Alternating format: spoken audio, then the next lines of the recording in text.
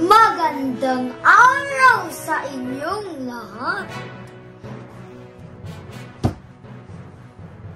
Ang pag-usapan po natin ngayon ay tungkol sa Rehiyon 3, Gitnang Luzon. Ang Gitnang Luzon ay may pinakamalawak na kapatagan sa buong Pilipinas.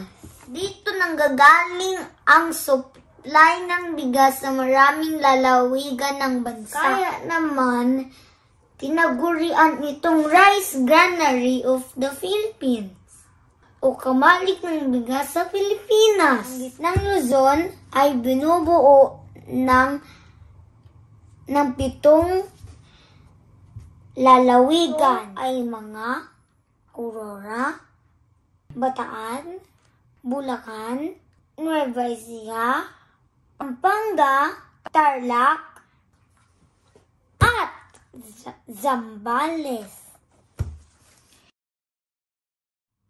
Isa-isa natin kilalanin ang mga lalawigang bumubuo dito. Unahin natin ang Aurora. Baler, ang kabisera nito. Galing ito sa pangalan ng asawa ng dating Pangulong Quezon na si Doña Aurora Quezon. Susunod naman ang Bataan. Nga ang kabisera nitong kasali sa Pampanga. Mas kilala ito dati sa pangalang Batan.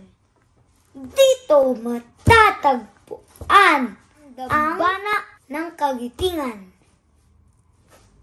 Tuloy pa rin ang ating pagre-report tungkol sa Central Luzon. Ang susunod naman ba ay Bulacan. Noong unang panahon, marami daw namumulaklak na halaman sa lugar. Kaya tinawag itong Bulaklakan o Bulacan.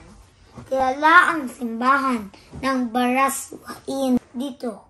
Pati na rin ang mga bayaning Marcelo H. del Pilar, Gregorio del Pilar, at manunulat na si Francisco Balagta.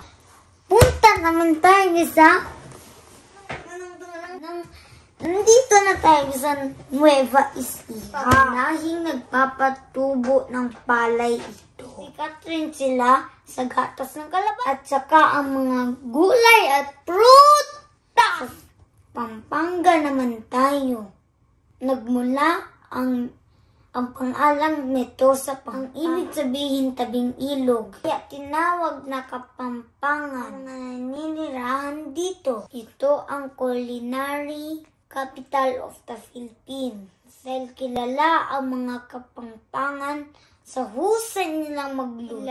Galing dito mismo ang Sisig. Ang Kapaskuhan naman, bagong sentro ng paggawaan ng parol, lalawigan ng Pampanga.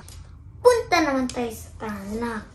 Ang Tarlac ay hango sa mga talaib na tinatawag na Malatarlac. Dito galing ang kilalang tao ni ating Pangulong Corazon Aquino, ang Benigno Noynoy Aquino III. Punta naman tayo sa Zambales.